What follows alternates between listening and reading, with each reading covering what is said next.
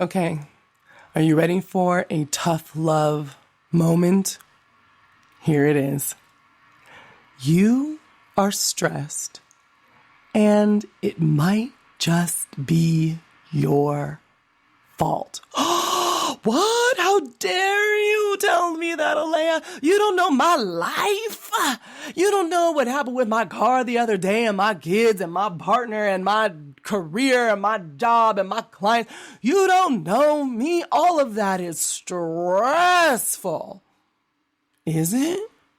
Or are you making the decision to be stressed?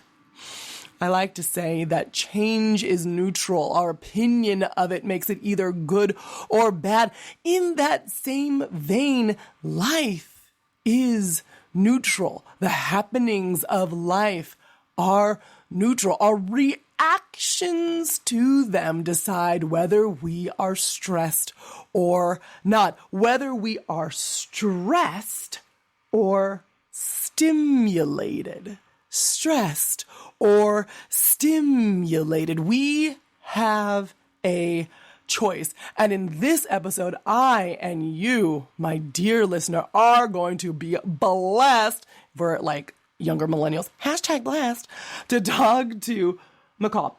Michal is going to talk to us all about how we make better choices for physical, mental, and emotional wellness to help us reach our dreams and goals with greater ease. And yes, less stress.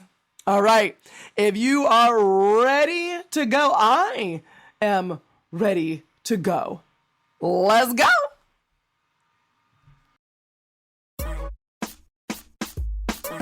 Welcome to the Flourishing Entrepreneur Podcast with Alea Harris. If you're looking for actionable ways to stand out from the crowd by standing in your power, you've come to the right place. Each week, we help you and your fellow empire-building entrepreneurs become radically authentic and tap into your unique story to attract your ideal clients. Listen in and learn how to use energy alignment techniques and tried and true marketing strategies to transform from a leader to a legend. And now, your host, Powerhouse Story Brand Certified Guide, award-winning marketer, bioenergetic business coach, and Japanese whiskey lover, Alea Harris.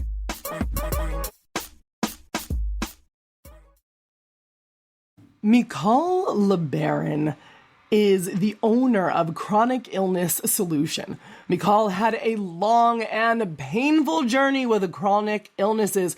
Doctors described her as a quote-unquote mystery. Don't you love that, right? And they were unable to identify what was going on with her for years. Like so many, she had to fight for proper testing. And even then, she still felt like something was missing. Eventually, she found out that she had autoimmune and genetic disorders and began her journey of managing her systems through diet, lifestyle, and other holistic methods. It took years, however, before Michal realized that this obviously meant that she was still unhealthy after doing all of the things, right? So, with over 14 years of personal experience, Michal leads a team of functional medicine and holistic practitioners that believe in finding and addressing the root cause of the problem, rather than providing band-aid approaches and protocols. Using a breakthrough approach centered around nervous system regulation, Chronic Illness Solutions specializes in helping those with autoimmune, genetic, and pain disorders. Of course, I've talked to you already about how I have an autoimmune disorder, and so I'm particularly interested. But even if you do not, in this episode, we talk about how limiting beliefs and limiting behaviors can lead to stress and struggle and issues that go even beyond the physical. So if I were you, would tune in, and I highly recommend that you lean into this conversation that I'm having with Michal. Yeah, let's do it. Hey there. I'm so glad to have you on the Flourishing Entrepreneur podcast. How you doing today? Hey, good. Thank you so much for having me. So, I've already read your bio, and the people should feel like they're in the presence of greatness because I know I do. But can you please tell us just a teensy bit in your own words who you are, what you do? That'd be great. Thank you. I'm Michal, LeBaron, and what I am known for is helping individuals with chronic illness, like autoimmune diseases, genetic disorders, environmental illnesses, stuff that stumps the doctors, helping them really activate their own body's ability to repair itself so that they can be a fully healthy person in every aspect of life in like 3 to 5 months. I love that, especially someone with an autoimmune, we're just going to call it an imbalance. I love that you help people where the doctors are stumped because they're always stumped. You go in with an autoimmune issue or symptoms of an autoimmune issue, and you might as well go in there with 3 heads. Actually, going in there with 3 heads would be easier because then they can see the problem clearly. They know you're not lying. They're not going to say it's all in your head, right? Or heads. They're going to be very much right there with you. But going in with autoimmune is hard. It's hidden, and there's lots of things within us that are hidden physically, emotionally, spiritually, energetically, and often those hidden things, we don't need someone else to convince us that they are less than or stupid or not important. We do a very good job of doing that all on our own. We don't need to go into the doctor's office for somebody else to tell it to us for us. So I know that in your life and in your work, you have experienced some of those hidden things. And for me, some of the hidden things and my reaction to them throws me off. So what are some of the clues that you are maybe off, or when you're dealing with the things that people can't readily see, and how do you get back on track? Yes. Well, I think my answer has changed over time, of course. But in the beginning, when I was having these chronic issues and no one was believing me, right? Or the doctor said, oh, your tests are normal, or, all the dismissive comments. No, that's not possible. You're too young. Really trusting our intuitive knowing and learning to advocate for ourselves and not give up. Okay, thank you. You're not my doctor. That's my favorite. Oh my God, we can say that? I mean, it doesn't feel like you can say that when you're in the room, right? You're like, well, they're the doctor. I got to listen to them. But being able to say, thank you, you're not my doctor, that in and of itself feels so powerful. Whew. Yes. And then take that into whatever life. If like something isn't jiving well, something doesn't feel right, something is dysfunctional, thank you. This just isn't for me. Like, I'm out, It doesn't innately mean that I am the problem. We can allow other things to just not be a good fit without saying that we are wrong or bad. Yes, absolutely. So then I did find my health team and I found my mentors, and you know what I mean? Then I found my answers. So it's like you have to keep going for yourself. So now it's different because I am fully healthy. I don't have chronic disease and my autoimmune disorder is gone and all of that. So that's not a part of my daily life. Yay! But, you still have when you feel something's off. And I feel like the biggest, best thing that we could ever teach any of us, which I wish was like in the school systems growing up, we'd have a whole new world, is really like, can you be slowed down enough in yourself through life that you listen to those intuitive, time out. I think this feels like too much. This feels like one too many things on the calendar. That feels like I'm pushing through that. Or it feels like I'm, doing this as a should. And if we can really slow down to be honest with ourselves about that gut feeling, and when we learn to trust it and live life from that place, we live with resilience. We have integrity. and workability in our lives and our business dealings and our relationships. And we always end up having what we need. And it's so neat because trusting that intuitive knowing, like that gut instinct that we all have, we've just forgotten to listen to it, you know? Oh my gosh, there's synchronicities that couldn't be coincidence. It just always blows me away. It's like, I think I need a bigger breakfast today. I don't know why, but I'm feeling a little hungry. And so I'm going to go with it instead of be like, no, it's too much food. Right. And then sure enough, it's like, oh, some meetings pushed out and I end up not even getting lunch until early or later afternoon that day. It's like, well, I'm really glad I ate a big breakfast. Somehow my heart knew ahead of my mind what I would need today. And so trusting not he's the doctor or whatever it is, she's the business coach or whoever it is, it's really learning to trust our own intuitive knowing and realizing we do have the answers within. Intuitive knowing for some people is like, oh yeah, I got that. Her name's Jessica. But for other people, it's like, where what is the address and do you have a map? So how would you suggest that people find their intuitive knowing if it feels like a foreign concept to them? Oh, I love that. Where I usually start with whoever, clients, friends, family, right? Because this is the question. It's like, but how do you know? I actually have them just sit down and close their eyes and feel their body.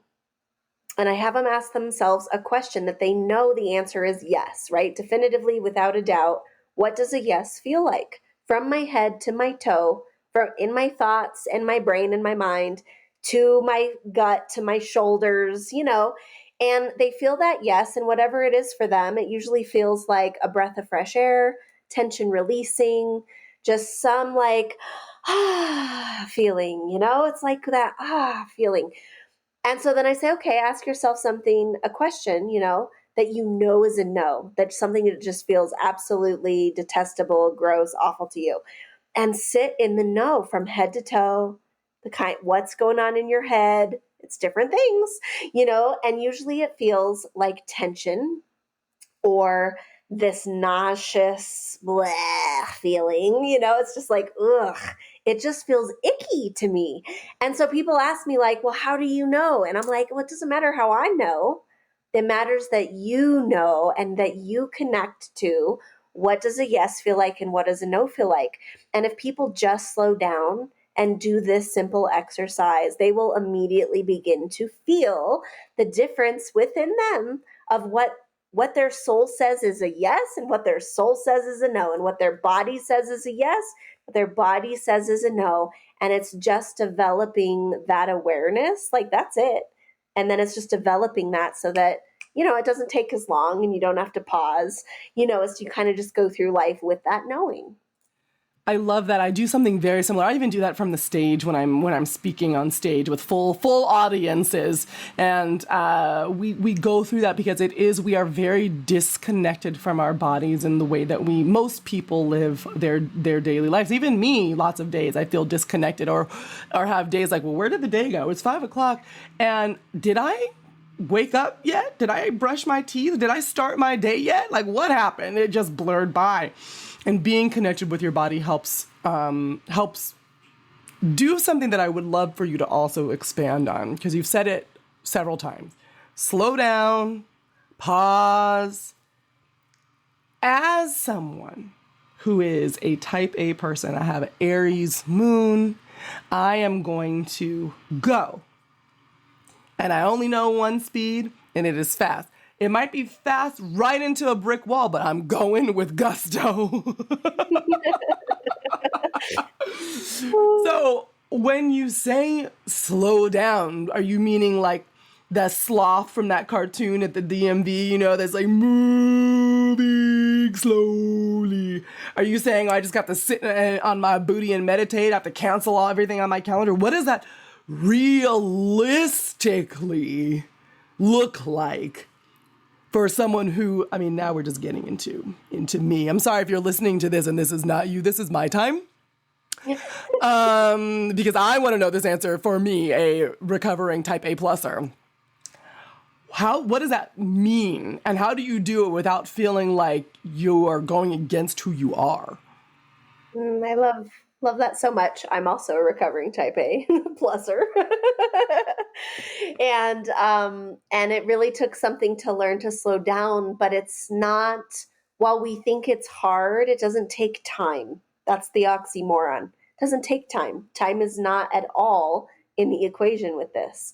Another way to say it could be being present instead of on autopilot, right? Living in a present, connected state where I am self-aware. That's the key. So I can move quickly and be slowed down.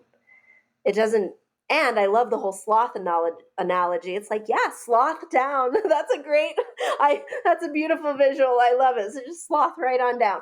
But so it's not about the outside being fast or slow. In fact, I can be very quick and efficient, but I can be so present and slowed down and aware of every piece that's going on inside of me and outside of me. So what I like to recommend is that there are at least 5 check-in points throughout the day where I'm intentionally checking in and checking my presence, and maybe spending 60 seconds. Doesn't take a lot of time, but just spending 60 seconds. How am I doing? Can I hear what's going on around me? Can I feel, right? Using my senses to become aware. And also, it's a great time to check in. How am I feeling? And I can feel often if I'm sped up and I'm go, and I was just blurring through my day, that check-in is a beautiful reminder that's like, oh, yep, I was blurring through my day. So then what is supportive for me right now? And did I take a break? And do I want, what do I need right now? And just having that pause to be able to ask myself those questions that teaches us. So it's like, before I get out of bed, I'm grounding, I'm getting present, I'm just taking a pause so that I can move through my morning routine with awareness. And we really can learn to live that way all the time, which is so beautiful. I think of Eckhart Tolle's The Power of Now, right? Being in the now all the time. But we can take it in small steps and simply. And so even just starting with 5 check-in points every day, 5 every day, is a beautiful way to develop that muscle. It's so funny because you've literally given me homework. I mean, all of us, obviously, dear listener, but we know what my selfish aim is here. You've given me 5 minutes of homework to do, and I'm like, oh my God, how the hell am I going to do this? And literally, the first thing that went through my brain is, I don't have time for that. And then I had to sit and laugh at myself because I do have 5 minutes, and they're not even 5 consecutive minutes. So this homework, I am committing to you to do this. I'm going to wake up tomorrow and get my 5 steps. And dear listener, do it with me because, I need some accountability in this because we all know that I'm a go-goer. If you're a go-goer and you need your 5 steps, send me an email about how you're doing. Send Michal an email because we need to know if you're actually pausing. You know what? Take one of those minutes and say, I'm a pause. And then after I know this pause, I'm going to send an email to just say that I'm actually pausing. Let's do that. Because otherwise I'm going to be in this alone and I have a very low chance of success. I'm doing this by myself. So I'm going to 5 moments and I'm going to ask myself that beautiful question or a version of it of what do I need to do to better support myself right now in this moment. I love that. Yes. So, but we're gonna have a moment of honesty. You didn't always do this. You were not always like this. So, what limiting beliefs did you have to overcome to get to this point? Oh, a lot. All of them. I love it to back up too. Some of the inspiration behind why I pause is because I know that when I'm on autopilot, it's not me, it's my brain. It's my unconscious patterns and habits and beliefs and insecurities and survival little things, shadow aspects. And when I am not consciously governing my life. It's all that shit that is. And it always makes messes and it always makes fires and it always adds work and stress. And I don't get through life as smoothly as I could. And so that's my incentive. So, for me, when I discovered this work, the depth, it's like the deepest shadow work. I don't know how to describe it, right? But it's a new way of living life. I think prior to that, I didn't even believe it was possible to heal fully. Like, I've so been there. I totally get that. It's yeah, also the way the doctors talk to you, like you're unhealable. yes. Mm-hmm. And when, as I began studying into nervous system regulation, we started talking about stress and survival mode. And I said, oh yeah, well, everyone's in that. So I didn't even believe it was possible to live life not in survival. And that's what governed all my behaviors. Like, oh, that's too hard. That's not even a possibility in our society. So therefore, I'm just going to, like you say, you meditate or you do yoga or you do this or you do that. But fundamentally, it's not going to change. So I was just going through life, like bulldozing through life. And when I really got and saw like a beacon of hope, wait a minute, it's possible to live life in a state of growth and repair mode, resting and digesting mode, where everything in my body is working optimally and I can actually be at peace, tangible peace, not like the fleeting feelings of peace, which isn't peace. That's like, That's not stress peace. is over That's like now. I've just exhausted myself to a point where I can't move on, and so you get almost like it's almost like a runner's high for a brief moment, but that's not peace. Totally agree. Yeah, that's just that floating whatever, sensation. That's a nice sensation for a while, for a minute. So the first one was really like, fuck, I can be at peace in my body, in my mind, in myself, in my soul. I really did not believe that was possible. And so that was the first beacon of hope that was like, oh, that's possible. So I what want made you believe it was possible? Because I mean, a lot of people say, "Oh, I needed to give myself permission." I don't know if this sounds like permission to feel like this and to be this. It sounds like you really had to make a mental switch. Like, how did you do that? that is such a good question. I think for me, well, one, I didn't really believe it was possible till I was living it. So I was more like openly curious and willing to try and explore and give it my all. And I basically said, well, I'm not staying where I am because this sucks. So what do I have to lose? So did I fully believe in my head, oh, I can totally have that, like without any doubts? No. It felt like jumping off a cliff into the unknown, hoping that there was something to catch me. That's how it honestly felt. But I knew I wasn't staying put. I knew it made sense that, okay, I can discover why I'm approaching my life from survival, and I can make changes to how I see things and to how I treat myself, like putting myself last all the time versus putting myself first and supporting myself and becoming my own best friend and advocate. Like, okay, that makes logical sense that somebody could learn to do that. I am willing. I am open and I am willing, and we'll see how it goes. And then on the other side, I'm like, oh my God, I am at peace. Or then I could begin to see my changes and settle into that. And that's where true belief happens, is when we are living, breathing examples of this experience. Yes. One of the things that I really like that you said is that you worked with your natural tools. A lot of times people are like, oh, my brain's not working with me. I'm going to just feel my way into it. Or I'm out of touch with my body or my feelings. Let me think my way out of this problem.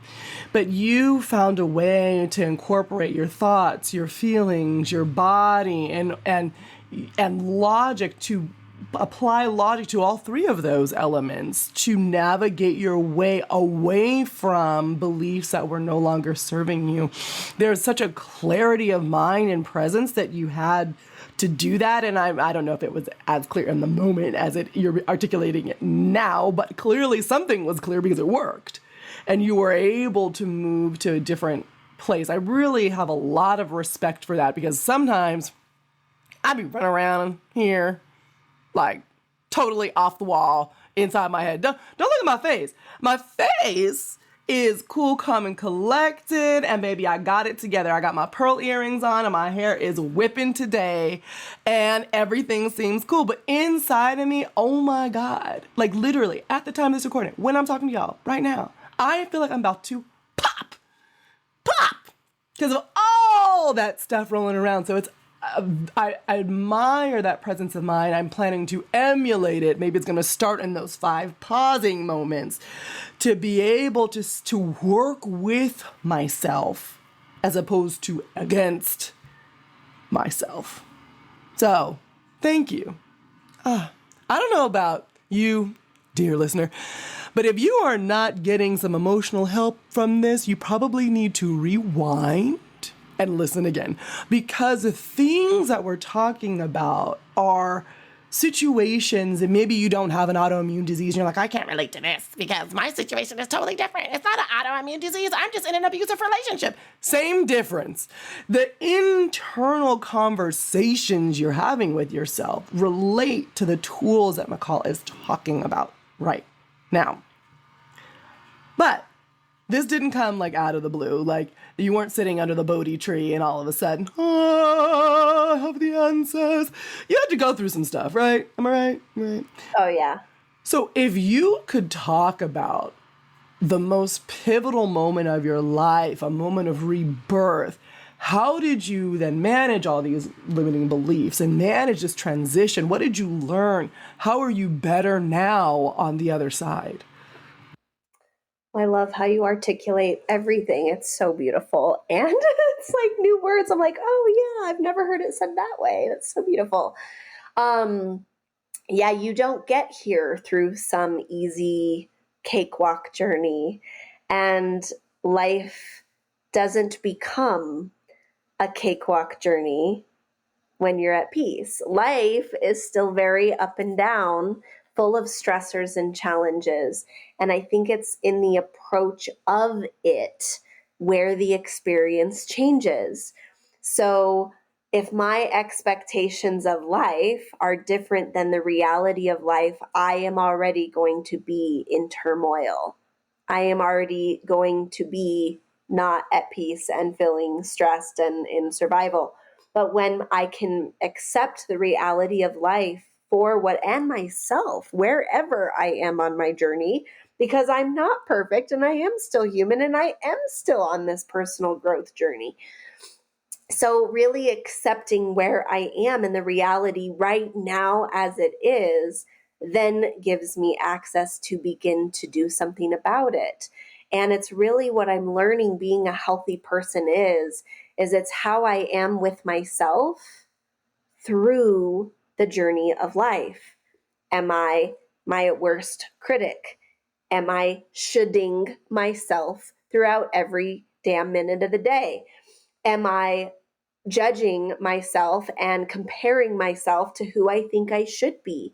Am I suppressing what I really think and feel because of some facade that I have to think I have to be at work today, versus just allowing myself the space and the grace to be honest with me, with others, and not have to be perfect, and really get to just be honest and genuine and human and all of that. And so for me, it's like, can I learn and grow through this? Or more like, not can I, because I can. Like, what can I learn and grow through this right now? How can I be here for myself in this now moment with whatever is coming up? So if it's stress and anxiety because I have a long day, for you is what you're sharing with me, right? That's like default mode for most humans right now. Okay, that's definitely my default. That doesn't mean I like it, but that's where I'm at. Yes. So, but how can I be with myself while that is my default? Not having the goal be to be some other way, and then all of a sudden, yay, you've done it, you've made it, you're healthy, you have some badge of honor. It's no, how do I be with myself in every now moment in a way that is kind, in a way that is honoring of how I really feel? And instead of dismissing, oh, I'm stressed, oh, I'm triggered, oh, I'm this or I'm that, and I should be different, I should be at peace. It's more like, what is the gold inside those messages to myself? So if there's stress and worry, it's like the brain and the body working with us to support us to say, I think something's not quite balanced. I wonder what that is today. I wonder how I can put a minute of thought into, what am I worried about? What is it? Like, what is the actual message, intuitive message that's coming through in that form? And what I've learned is that if I don't listen, it gets louder, right? And then the body will start screaming at you if it comes out in a health condition, or maybe you have some addictive coping behaviors and it'll come out in that, or it'll come out in your relationships. So what I'm not listening to or honoring inside myself and my experience of life, it's just going to get louder.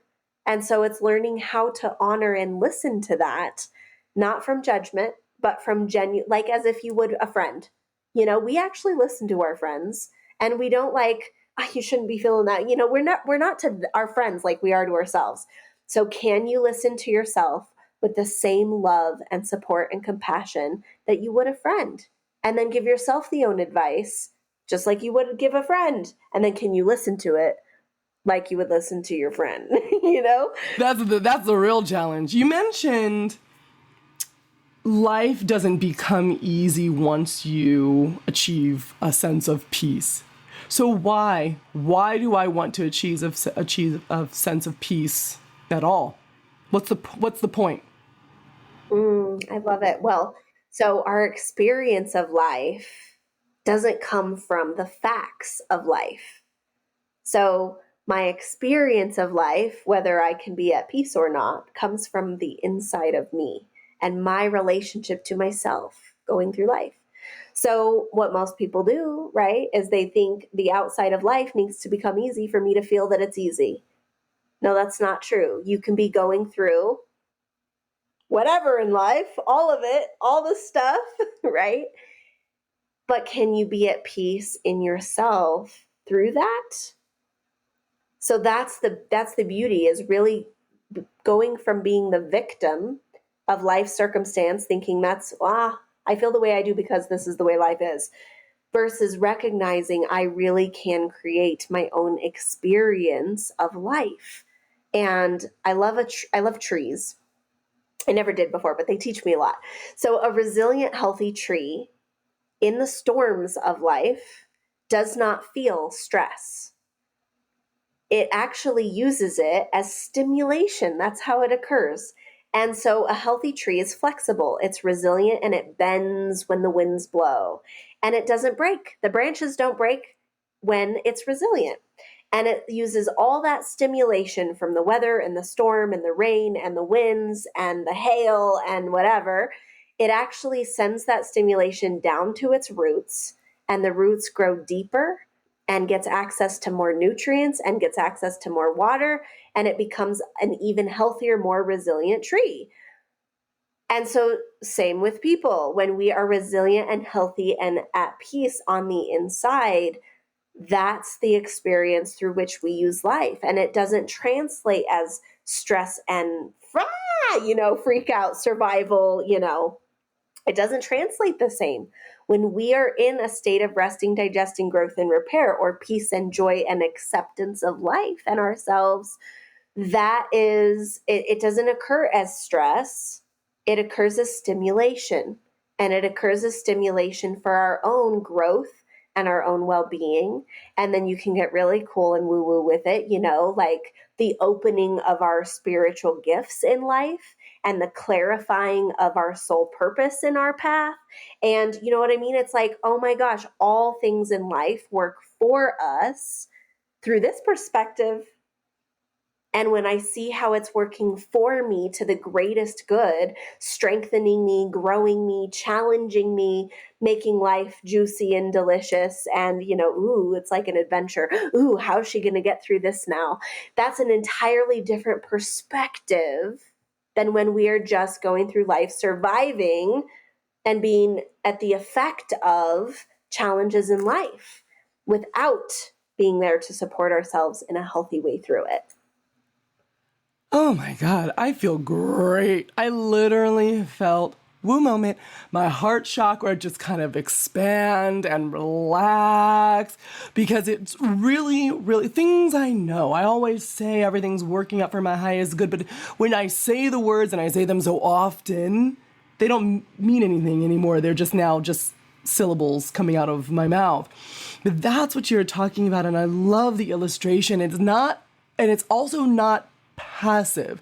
So you're sitting and it's like, oh, everything's going to work out for my highest good. Hum diddy, hash, and you sit there and you're waiting for it to work out. But it's about how you're using what you've been given to work things out for your highest good. You're conspiring with the universe, with spirit, with the situation for your good. You can look at a earthquake and like, oh, this is great for me. There's one of my spiritual teachers is named John Roger, and he has an exercise where he says, I love this. Well, my husband left me. I love this. I stubbed my toe. I love this. Yeah, I won $1 million. I love this. Right? And because all of it, if we have the perspective, is there in a loving way. It's us that have decided that it's not. And so then we act like you're saying, I love that. I was taking notes. I hope y'all take, if you're not listening, again, I feel like I'm being a little bit grumpy with y'all today, dear listener. But I mean, I'm going to say it differently. You should take notes, love. Because if you're not taking notes, you might be missing out on some life-changing tools. Take notes. Anyways, I was taking notes here, and I loved where you said stimulation versus stress. Because that means that stress is optional. That means that I can choose to opt out, like an email list. Like, I'm going to just click unsubscribe, right? And what could that do? Like, you talked about being more resilient. I really love that. Okay, I know it's getting a little bit long, but I mean, I don't know about y'all who listening to this, but I'm thoroughly enjoying myself. I have one more question about this before we move on, because you also talked about reality versus expectation. And you're like, well, reality is like, well, what's really happening? But the problem is, at least when I sometimes have basically being run by my limiting beliefs, but not aware enough to realize that that's what's happening. So then I sit down and I try to have a conversation with myself about, well, what's real? The reality I paint is the reality that the limiting beliefs are creating for me versus the expectation, which remains the same. So let's say you get laid off. You work a 9-to-5 job and you get laid off. And the reality is you got laid off, right? But in my situation, it's like, well, what is reality? Reality is I'm never going to be able to pay my bills, or my reality is that I need to, eat tomorrow. My reality is this. How do you actually manage your perspective of reality so then you can have a better contrast between reality versus expectations? Love that question. Thank you. Because what was bubbling up for me to share was like the power of our choices, that how we do that is by one intuitive, supportive, healthy, resilient choice at a time. So how do we work through the ups and downs of life? How do we be in reality, right? Is actually through our choices, because sitting up here in my head, as you're saying, oh, I think this is so great, all the affirmations, none of that works, and we all hate it, and then it's just kind of less reality, because it's like whitewashing reality. Anyway, so, it's okay. How do I navigate a life stressor? What are my choices? Do I want to do this or do I want to do this? What are my options? Which one intuitively feels like the wisest, healthiest, most supportive choice? And it takes time to develop that, because you might learn from hindsight for quite a few times of like, oh, that looked like a good idea, but I was really just reacting, I was really just trying to escape, but it's the openness and willingness to learn about yourself through it and get messy with it. That is actually where you learn the most, not trying to figure out how to do it right. That's all just more mind and ego. And so really we ground in reality through our choices. And when we can make conscious, self-aware, present choices, I am not sitting in here in my head wondering what my reality is. I am really dealing with reality in my life and moving it forward. So when I lose a job, what am I going to do today to feed my family? Am I going to take time today to look for new jobs? Am I going to take time and do that tomorrow and do something else today? It's like, really, that's where we ground this in so that we're not just up in our minds, kind of interpreting, judging, and analyzing, which is the opposite of being present. It's very easy to do the opposite of being present.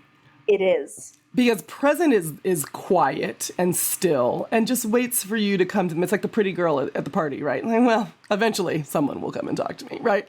Everything else is loud, right? They're the beer pong grabbing your attention. I don't know why we're at a college party playing, but I've never played beer pong before. I don't drink beer, so I don't know where this is coming from. Just work with me. Work with me. It's all the loudness. It's the person outside playing the music. It's the fight that's happening between the couple that you didn't even know that you really were into what's going on in their relationship, but you don't think that they should have had that trip to Niagara Falls either, right? Like, it's all of those things that are so much more distracting than this still quiet small thing of just being present. So I really like that you have to make those choices. Obviously, I could talk to you forever, but I'm going to ask you one final question. Why should somebody choose to work with you over the competition? Thank you for asking that. I really feel that who I am meant to work with and those who are meant to work with my team will. So A, there is no competition. B, it really is about feeling and both of us knowing that that's a supportive choice and that it makes sense and that we're really here, that there is no other option other than this path for people. And so, for me, deep down in my soul, I just knew at some point that this was the path for me. And I knew with my mentor, that she was the one that had the information I needed and could help me get to that next step. And so it's all heart here. And it's like, if what's coming out of my heart is going into somebody else's and that's calling them, that's why they should work with us and why other paths to healing wouldn't really resonate. And you know what? We don't really have a lot of competition because most of our competitors are just putting Band-Aid approaches on. And so really, I think that's, if somebody wants to genuinely get to the most deepest root of why they're chronically ill or why they have these other dysfunctional things in their life, that's this process, is the uncovering of what that is so that at the deepest level, somebody can heal. And then that ripples out into every part of our lives. So I thoroughly enjoy everything that's come out of your mouth. I feel more grounded and centered after talking to you. Your heart came and connected with my heart, so I appreciate that. Can you please tell the people if they want to connect their hearts with yours, where they can find you? Yes, we have got a website, chronicillnesssolution.com, and they can apply for a free consultation there and even do some work together for free so that they can experience a deep, transformative, eye-opening, massive, life-altering experience for themselves in that process. That's probably the best way. But if you guys want to email in also, it's info@chronicillnesssolution.com. And thank you so much for having me today and your heart and your beautiful words. I am more than touched and I learned just as much through all of this as all of you do. So I send you all love and I thank you so much. Thank you. Thank you so much for being here today. Okay, I would know I was a little forceful earlier when I said that you have to take notes, but I do hope that you actually did take notes, because I was reminded that the universe is working everything out for my good.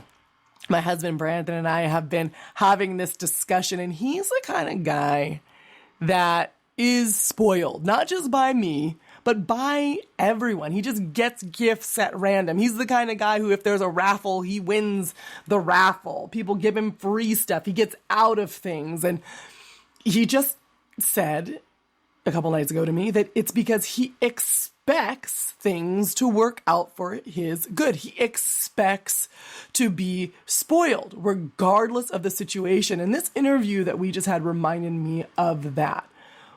Yes, we've talked about expectations versus reality, but if you expect life to have its up and downs, but you also expect to find the lesson, you also expect to grow, you also expect to love and be loved through it, then my friend, those are beautiful expectations to have that can help supplement and uplift your journey. I also expect that the universe will conspire for your good. And I am sending you lots and lots and lots of love, light, and abundance. My name is Alea Harris, and this is the Flourishing Entrepreneur Podcast, and I will see you next time. Thank you for listening to this episode of the Flourishing Entrepreneur Podcast with Alea Harris. Vibing with what you hear? Leave a 5-star review to spread the love, and be sure to click subscribe. We wish you love, light, and abundance. See you next time.